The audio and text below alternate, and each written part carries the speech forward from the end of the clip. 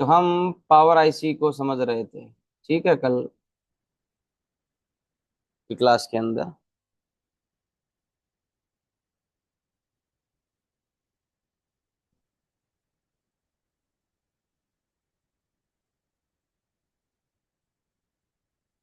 Qualcomm power IC, तीन IC. सबसे पहले हम 4G हैंडसेट की बात कर रहे हैं, ठीक है। तो इसके अंदर एक तो देखो, पावर आईसी PM 8937, PM 8953, और PM 439। इन तीनों के अंदर देखो, ये दो तो बिल्कुल ही सेम है, ठीक है। और इसमें हल्का सा चेंज है। तो सबसे पहले मैं आपको बूट सीक्वेंस बताता हूँ कि एक जो आपकी आईसी होती है वो पहले कौन सा वोल्टेज बनाती है, उसके बाद में कौन सा वोल्टेज बनाती है, उसके बाद में, उसी को हम सीक्वेंस बोलते हैं। फिर आपको मैं स्कीमेटिक में लेके चलूंगा। और कल जो मैंने आपको बताया था, एलडीओ वोल्टेज, बक वोल्टेज, प्लस आपको मैं वो सारी चीजें बताऊंगा जो आपको स्पेशली देखना है। अगर पावर आईसी चेंज कर लिया फिर भी बक वोल्टेज नहीं बन रहे हैं, तो और क्या क्या आपको देखना है।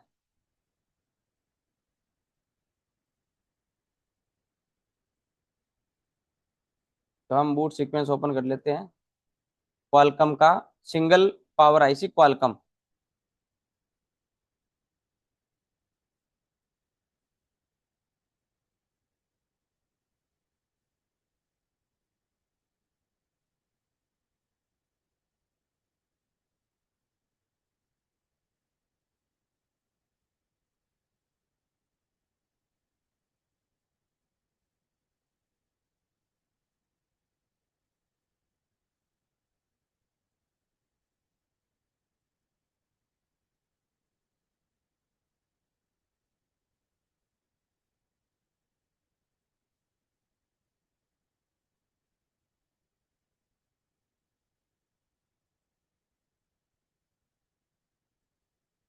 ये तो अपना डबल वाला ओपन हो गया, एमटी के पावर सीक्वेंस।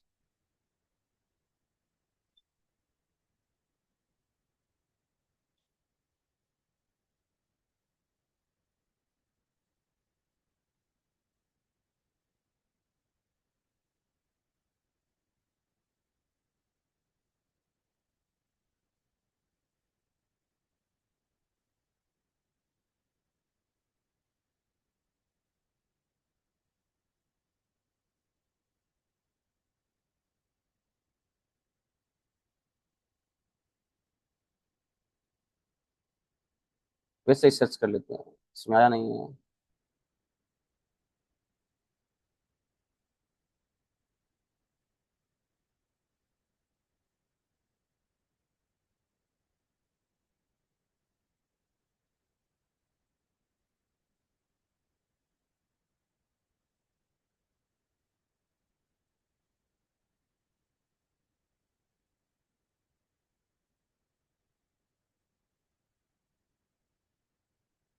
चलो देखो, क्वालकॉम पावर सीक्वेंस तीनों आईसी में सेम सिस्टम रहेगा। ये चार्जिंग आईसी हमने ले ली है, पावर आईसी, सीपीयू। सबसे पहले आपको पता है चार्जिंग आईसी वीपीएच पावर बनाएगी, वो हमने दिया इस पावर आईसी को,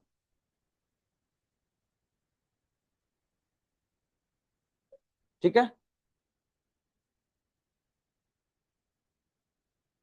S4 मैंने क्या बताया था, एस का मतलब होगा एसएमपीएस, एल का मतलब होगा एलडीओ। तो एक बोल पे वोल्टेज आया कितना, 3.7। ये कैपेसिटर फिल्टर, ग्राउंड, इस कैपेसिटर को आईसी के अंदर से ग्राउंड मिलता है। या आप बोल सकते हो कि इस कैपेसिटर का ग्राउंड और आईसी के अंदर इस वीडीडी के लिए ग्राउंड एक होता है। इसी प्रकार एक वीपीएच S7 के लिए आया है, और चार्जर आईसी, पावर आईसी मिलके कीपैड पावर एन का मतलब हो गया ऑन ऑफ बटन। तो दोनों मिलके काम करवाती है, ये आपको हार्डवेयर सॉल्यूशन से पता चल जाएगा। कुछ मॉडल में सिंगल पावर आईसी भी काम करवा सकती है, तो वो डिपेंड करता है। इस मॉडल के अंदर दोनों मिलके काम करवाती है भाई। ठीक है, फिर देखो,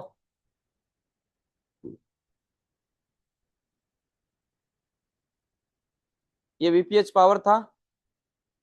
S4 S7 पे सबसे पहले हमने वीपीएच पावर दे दिया। वीपीएच पावर तो एक साथ ही आ जाता है, लेकिन हमें तो समझना है, समझने के हिसाब से हम काम कर रहे हैं।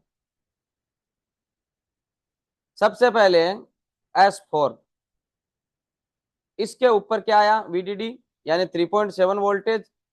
तो इसके सामने कॉइल होती है, उस कॉइल पे स्विचिंग होता है, स्विचिंग होके ये अपना वोल्टेज निकालते हैं कितना, देखो, VREGS4 2.05। तो यानी जिस मॉडल में 8953 या PM439 लगी रहती है, उसमें सबसे पहले कौन सा बक वोल्टेज निकलता है, S4। ठीक है, ये वापिस आईसी के अंदर आता है। देखो भाई, काम क्या करता है, मैंने कल आपको बताया था कि 2 यानी 2 से 2.2 के बीच में एक बक वोल्टेज पावर आईसी बनाती है, वो वापिस आईसी के अंदर आता है और क्या करता है, कुछ एलडीओ के लिए इनपुट का काम करता है। तो ये जो है वो किस किस के लिए काम कर रहा है, L4 5 6 7 16, इस नंबर के जो एलडीओ है उनके लिए ये वाला वोल्टेज वापिस से काम करेगा। मान लो इसने वोल्टेज तो बना दिया, लेकिन अगर गिरने से बोर्ड ब्रेक हो गया, लाइन कट हो गई, तो वो अंदर नहीं आ पाएगा। अंदर नहीं आ पाएगा तो फिर पावर आईसी बूट नहीं हो पाएगी प्रॉपर तरीके से, यानी वो लो रीडिंग में रहेगी। तो ये सबसे पहले बनता है। उसके बाद में देखो, S7 पे ऑलरेडी वीपीएच आ चुका है, तो इसने S7 क्या करता है, 0.9 वोल्टेज बनाएगा। किसके लिए, सीपीयू, इसकी मेमोरी सेक्शन है ना, उसके लिए। ठीक है, आप इसको ध्यान से समझो कि ये बूट कैसे हो रहा है। देखो, ईएमएमसी तो फिलहाल हमने ली नहीं, अभी तो सबसे पहले सीपीयू का काम चल रहा है। वापिस देखो, 3.7 वीपीएच आएगा, S2, यानी S4 S7 फिर S2। अभी बक वोल्टेज बन रहे, एलडीओ वोल्टेज एक भी नहीं बना है, S2।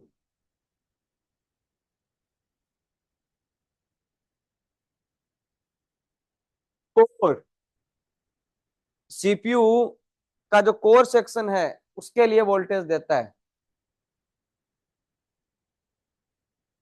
बक वोल्टेज बन रहे हैं ना अभी। अब देखो,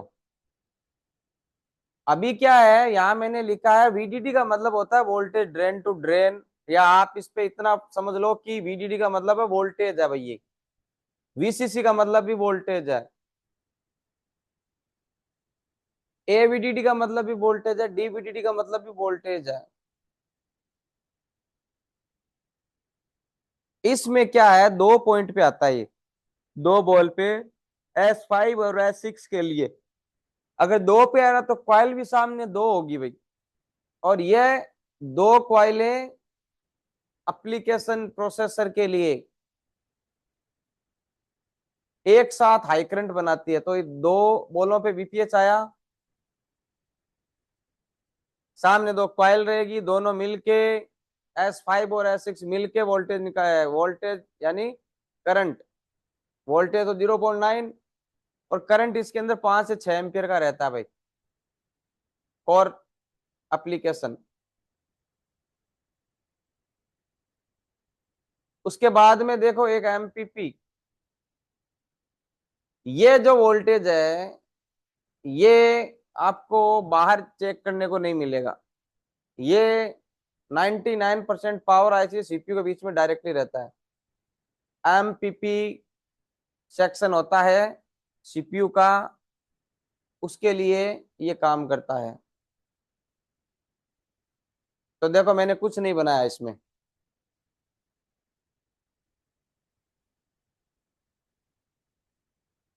जो बायस वगैरह सीपीयू का होता है ना, उसके लिए इंटरनली वर्किंग करने के लिए जरूरी है। उसके बाद में देखो अब क्या निकला है, VREGL 15 1 पॉइंट, अब 1.8 का वोल्टेज है, और ये कौन सा एलडीओ वोल्टेज है। अब आप देखो, अब एक एलडीओ वोल्टेज बना है, अभी तक तो बक वोल्टेज बने थे, और ये क्यों बना है, क्योंकि अगर ये नहीं बनता 2.0 तो ये आईसी के अंदर नहीं आता, आईसी के अंदर नहीं आता तो एल फाइव के लिए इनपुट यही है ना, वो भी नहीं बनता। ठीक है, तो ये बन गया। आईओ वोल्टेज है सीपीयू के लिए। ये जो वोल्टेज है ये रेम और रोम को भी जाएगा। तो देखो,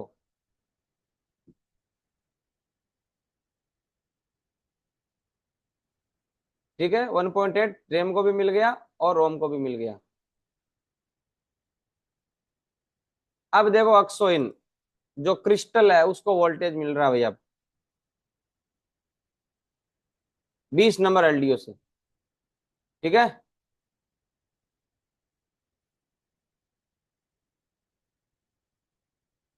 अब वापिस से वीपीएच पावर आया है S3 पे,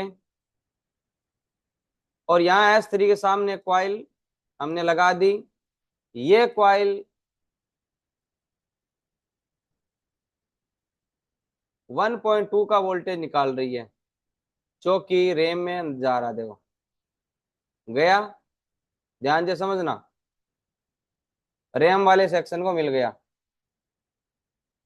इसको वर्किंग कराने के लिए सीपीयू के अंदर भी रैम होता है, रैम सेक्शन को वर्किंग कराने के लिए, तो उसमें भी ये वोल्टेज जाएगा। ईबीआईओ बोलते हैं हम, क्वालकम में एबीआईओ बोलते हैं, और मीडियाटेक में ईएमआई बोलते हैं। देखो,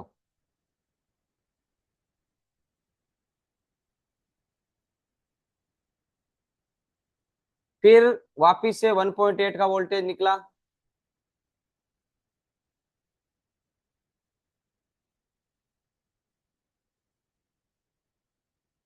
एनालॉग सर्किट के लिए, तो ये एलडीओ वोल्टेज बना। अब ये जो S3 था, ये वापिस देखो पावर आईसी के अंदर आता है।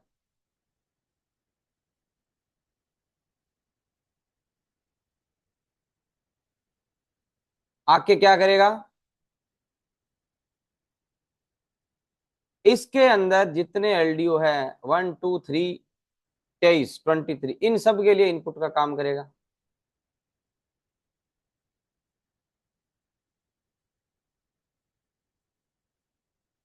ये वीपीएच आया,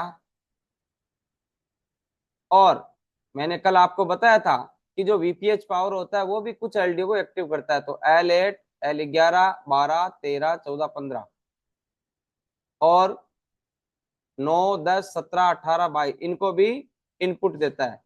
यानी ये लगभग सभी आपका 1.8 से ऊपर के वोल्टेज बनाएंगे। फिर देखो वोल्टेज ऑफ रेफरेंस LPDDR3 0.6 का वोल्टेज रैम के लिए।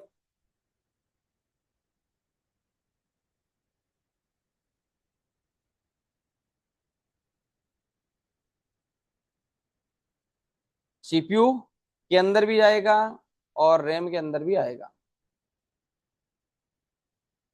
तो अब रैम के वोल्टेज भी मिलने स्टार्ट हो गए हैं।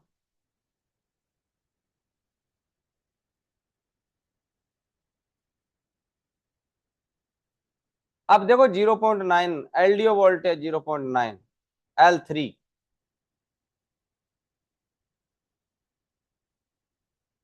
और सीपीयू के अंदर रैम के लिए, पीएलएल सेक्शन के लिए, डीएसआई सीएसआई यानी जो मिपी है उनके लिए वोल्टेज मिलता है इनको। फिर आपका कल मैंने बताया था, अभी तो जितने वोल्टेज बने हैं वो या तो एलडीओ वोल्टेज है या बक वोल्टेज है। अब आपका जो वोल्टेज बना है वो है स्लिप क्लॉक के लिए, और slip clock power IC generate करेगी सीपीयू के लिए। कितना होता है आपको पता है? 32.768 किलो हर्ट्ज। ये सीपीयू को मिल गया। अब नेक्स्ट फिर एक 3.0 यूएसबी सेक्शन के लिए। इसके अलावा ये जो वोल्टेज है, ये वोल्टेज ऑडियो सेक्शन, माइक, इनके लिए जब सीपीयू इनको कंट्रोल करता है तो उसके लिए ये 3.0 का वोल्टेज जरूरी है। फिर 2.9 वीसीसी रोम के लिए।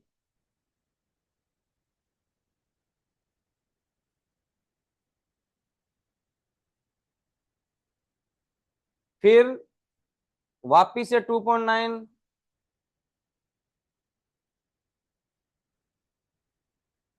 एसडीसी मेमोरी कार्ड को कंट्रोल करने के लिए। देखो मेमोरी दो तरीके की होती है, एक तो इंटरनल होती है, एक आउट वाली। आउट वाली के लिए फिर से 2.9 वोल्टेज। ठीक है ना? तो दोनों के लिए अलग अलग 2.9 का वोल्टेज निकल रहा है। फिर बेसबैंड क्लॉक, बीबी क्लॉक, जितना क्रिस्टल उतना ये आपकी फ्रीक्वेंसी होगी सीपीयू को जाएगी। जब ये चली जाएगी तो पावर आईसी एक 1.8 का वोल्टेज देगा। किसको देगा? सीपीयू को। पावर ऑन रीसेट, यानी कि ये जो वोल्टेज निकलता है पावर ऑन रीसेट, इसका मतलब ये होता है कि पावर आईसी के सारे वोल्टेज बन रहे हैं, ओके हैं। पावर आईसी सभी वोल्टेज बना रही है।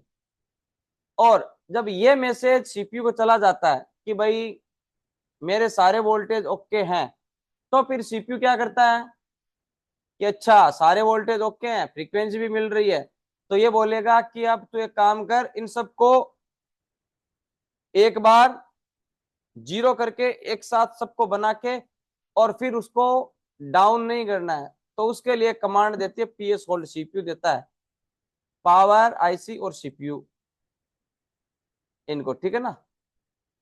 तो जब ये पावर और रीसेट चला जाता है, ये पावर और रीसेट चार्जिंग आईसी और पावर आईसी मिलके देती है, फिर सीपीयू निकालता है पीएस होल्ड। ये देखो आपका, इसको थोड़ा ऊपर कर लेते हैं, पीएस होल्ड निकालेगा एमएसएम। जब ये वाला वोल्टेज निकल गया, इसका मतलब है कि सीपीयू वर्किंग में है, सीपीयू काम कर रहा है। ठीक है? अगर आपका पावर ऑन रीसेट बन रहा है तो पावर आईसी ओके है, पीएस होल्ड बन रहा है तो सीपीयू ओके है, और पोर्ट नहीं बन रहा तो उसके तो देखो बहुत सारे रीजन है, लेकिन अगर इतना सब कुछ है तो 99% आप बोल सकते हो सीपीयू ओके है। हाँ, हो सकता है सीपीयू के नीचे से एमएमसी के लिए जाने वाली कोई लाइन डिस्कनेक्ट हो सकती है। तो ये तो था आपका पावर आईसी के लिए PM439 और PM8953 के लिए बूट सीक्वेंस। अब हम इसको थोड़ा सा समझेंगे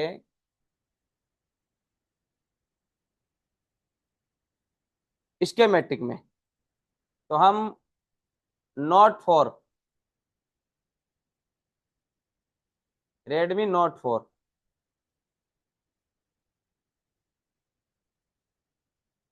not for Qualcomm hardware solution, इसमें क्या बात है भाई।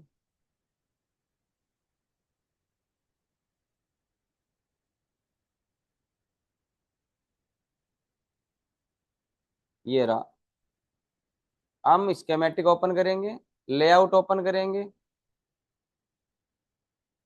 फंड दे दो।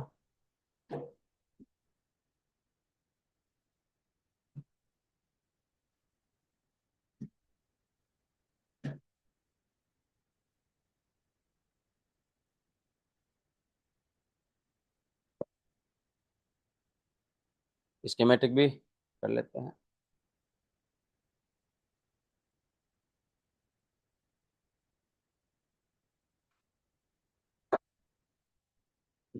तो देखो, हम यहां से लेआउट में से पावर आईसी लेते हैं।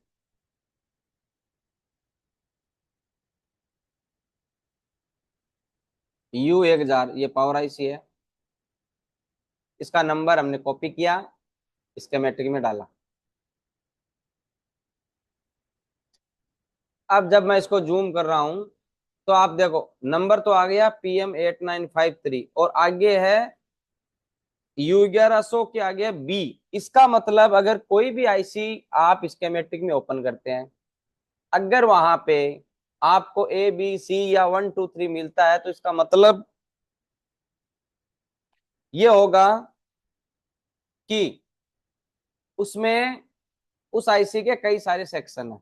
ठीक है, तो सबसे पहले देखो, ये है इसका कंट्रोलिंग बोल सकते हो इसका, ठीक है ना, या आप इसके बोल सकते हो कि ये कमांड वाला सेक्शन है। इसको हम बाद में समझेंगे, पहले समझते हैं हम बक वोल्टेज को। तो इसमें बक तो है नहीं, ये GPIO है, जनरल पर्पज इनपुट आउटपुट, ये ग्राउंड, ये रहा। देखो आप ध्यान दो, सबसे पहले बक वोल्टेज तो VPH आ रहा है, देखो। और आप एक चीज नोटिस करो, VREG S1, S2, S3, S4, S, जितने भी बक वोल्टेज इधर बन रहे हैं, तो इधर होता है इनपुट। आप एक नजर मारो, देखो इन सब को बनने के लिए VPH चाहिए भाई। ये देखो, ठीक है ना, ये सभी बोलो में VPH। तो सबसे पहले हम समझते हैं इसको। देखो 64 और 65, 64 65 पे VPH आएगा। S1 लिखा हुआ है, सामने देखो S1 लिखा हुआ है। ठीक है, ये क्वाइल रही L1200। तो ये क्वाइल कहाँ पे L1200, देखो मैंने कॉपी किया, लेआउट पे आया, टेस्ट किया, ये वाली कॉइल। तो ये वाली कॉइल कितना वोल्टेज बनाएगी,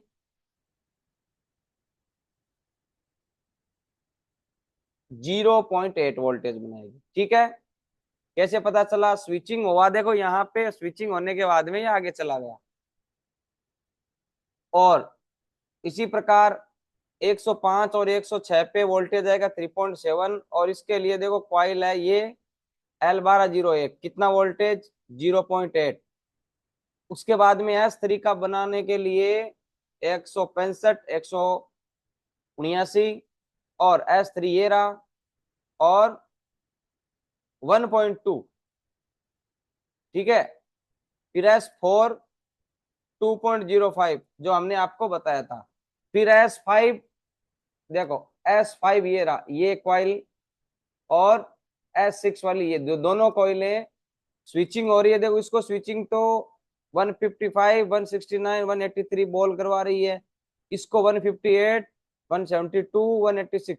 और जब इस कॉइल के बाद में करंट निकलता है और इसका करंट निकलता है, तो दोनों का करंट मिक्सअप होके एक लाइन में जाता है, और उसको बोलते हैं VREG S5 S6। ठीक है, इसी प्रकार VREG S7 वाला अपना वोल्टेज बना रहा है। तो यहाँ पे इस सेक्शन में देखो, पूरा का पूरा आपका बक वोल्टेज है। तो अब हम इसको LDO वोल्टेज को समझते हैं। तो वापिस हमें U1100 लिखना पड़ेगा।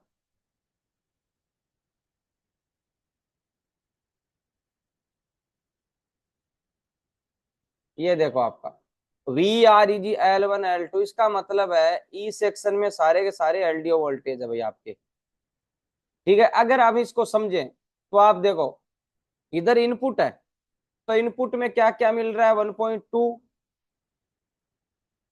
2.0 और वीपीएच। मैंने कल भी आपको बताया था कि ये जो एलडीओ वोल्टेज है, इनको बनने के लिए हमें वीपीएच चाहिए, और लो एलडीओ यानी 1.2 और हाई एलडीओ यानी 2.0 वाला जो बक वोल्टेज बना था वो चाहिए। वो कान दिखाई धरो।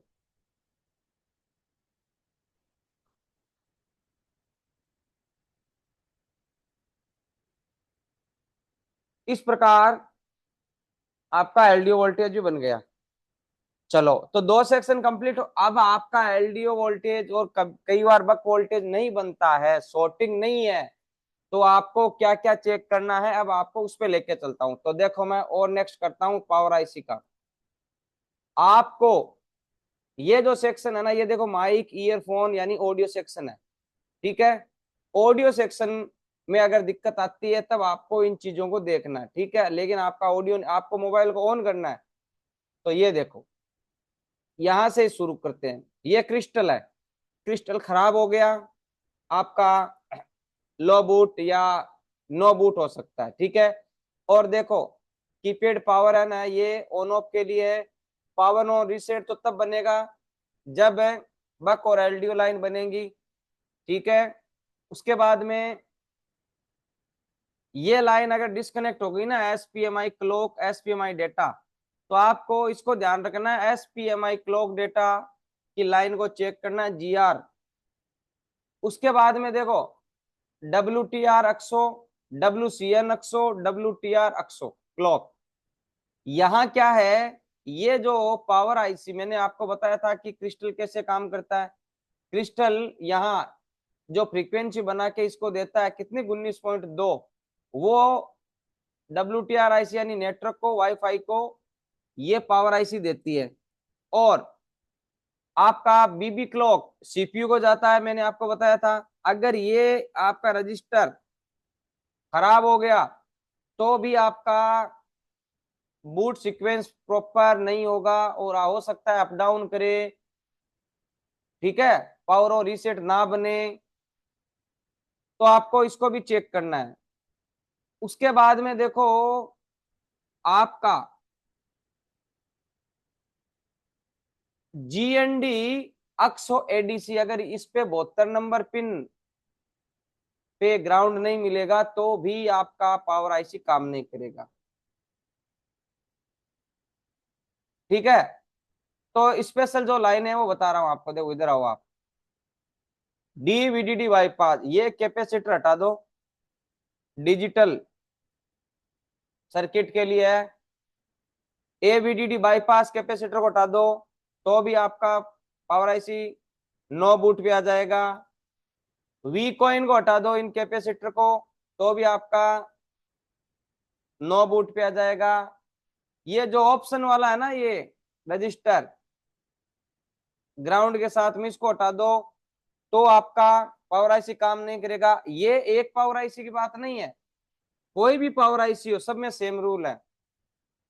ये तो आपका पता है, रैम के लिए वोल्टेज स्लिप क्लॉक का, ये रजिस्टर मिस हो गया तो सीपीयू को स्लिप क्लॉक की नहीं मिलेगी, तो भी आपका दिक्कत हो जाएगा। उसके बाद में अक्सो, ये वाला कैपेसिटर हटा के चेक कर लेना, चाहे आप तो सिंगल कैपेसिटर की बात कर रहा हूं, काम नहीं करेगा। रेफरेंस क्लॉक, ये वाला कैपेसिटर हटा दो, रेफरेंस बाईपास, यानी ये जितनी चीजें मैंने आपको बताई है यहाँ पे, इसी प्रकार से आपको हर एक आईसी को चेक करना है कि इसके पास में क्या क्या लगे हुए हैं, कौन कौन से कैपेसिटर। एक कैपेसिटर मान लो ये आपका शॉर्ट था, ये वाला, आपने इसको निकाल दिया, आपकी शॉर्टिंग तो चली गई, लेकिन शॉर्टिंग चली गई है, ऑन नहीं होगा। आप पावर आईसी भी चेंज कर दोगे तो भी नहीं होगा, आपको इसको न्यू लगाना पड़ेगा भाई, तभी ये पावर आईसी काम करेगी। तो हर आईसी के लिए ये सभी चीजें जरूरी की होती है। तो जरूरी नहीं है पावर आईसी बदलते रहो, लेकिन आप इन एक रजिस्टर पे ध्यान नहीं दोगे, इन कैपेसिटर पे ध्यान नहीं दोगे, बोलोगे सर मैंने इतना काम कर लिया अभी भी सेट नहीं बन रहा, तो नहीं बनेगा। तो ये था आपका पावर आईसी का अच्छे से कैलकुलेशन। अब और किसी का कोई क्वेश्चन है तो आप पूछ सकते हैं, क्योंकि अब क्लास के अंदर टाइम 5 मिनट बचा भाई।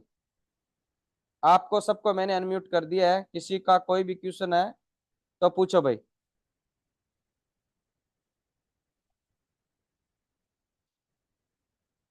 जब आपका फोन होता है ना नो बूट के अंदर, पावर आईसी काम नहीं करती है, तो ये सभी चीजें इंपॉर्टेंट है।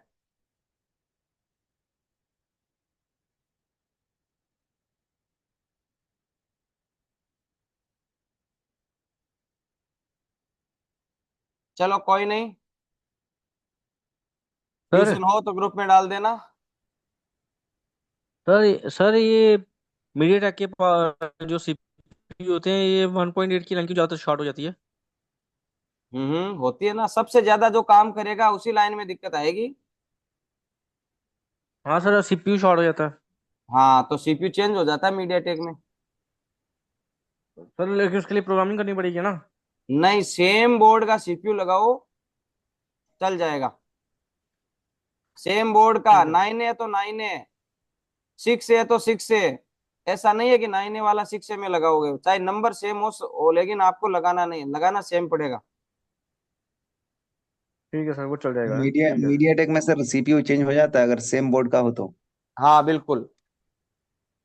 विदाउट प्रोग्रामिंग सर, किसी का भी? हाँ, 99 प्रोग्रामिंग नहीं करनी पड़ती है आपको, फॉर्मेट ज्यादा फॉर्मेट मांग लेता है, काम हो जाता है।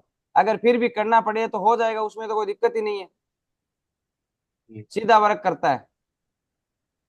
सर और मेरा कल एक को मैं क्वेश्चन है। आपको। हाँ जी बताइए। सर रेडमी नोट 10 है सर, हाँ। उसमें विदाउट बैटरी के 0.4 एम्पियर लेता है, बैटरी लगा दो तो भी 0.4 एम्पियर लेता है। और डीसी पावर, डीसी से अगर चेक करो तो 150 से लेके 350 तक हम्म। बूटिंग लेता है, पावर की रिलीज करने पर 0 0 हो जाता है। उसकी पावर ऐसी दोनों 6150 लगी हुई, उसे भी चेंज कर लिया।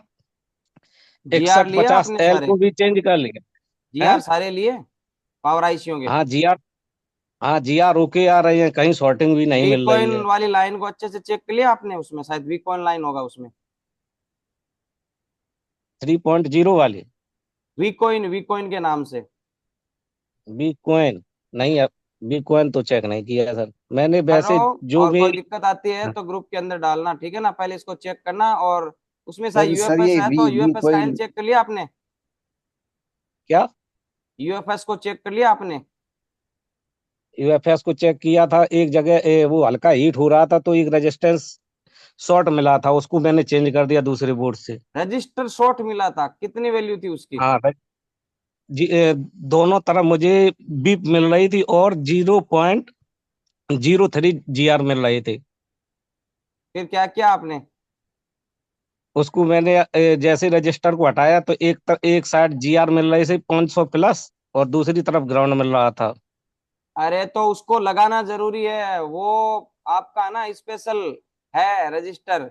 वो दूसरी साइड ग्राउंड दूसरे उसको किया गया है, आप देखो उसको चेक करो अच्छे से। तो जब अगर वो 0 ohms मैंने का रजिस्टर होगा, अगर। जीरो दूसरे बोर्ड का मैंने दूसरा रेजिस्टेंस लगा दिया सेम बोर्ड से, हम्म। फिर भी तो ये फिर, दिक्कत आ रही है। तो भी सेट सेम प्रॉब्लम में जैसा आया था वैसा ही है। हाँ, तो यही तो मैं बोल रहा हूँ ना आपको, वो रजिस्टर तो अगर सेम बोर्ड से लगा है तो उसमें आता है वो या तो 0 ohms का होगा या लो वैल्यू का होगा, कुछ ohms में होगा। बोर्ड का फोटो भेजो आप मेरे को, और डीसी रीडिंग का वीडियो भेजो, ठीक है? ठीक है सर। सर ये वी ग्रुप वी में कोइन डाला थोड़ा करो। बता दो सर, ये वी कोइन ठीक ये ठीक सर। किस लिए है सर? क्या चीज? वी कोइन जो आपने बोला सर, ये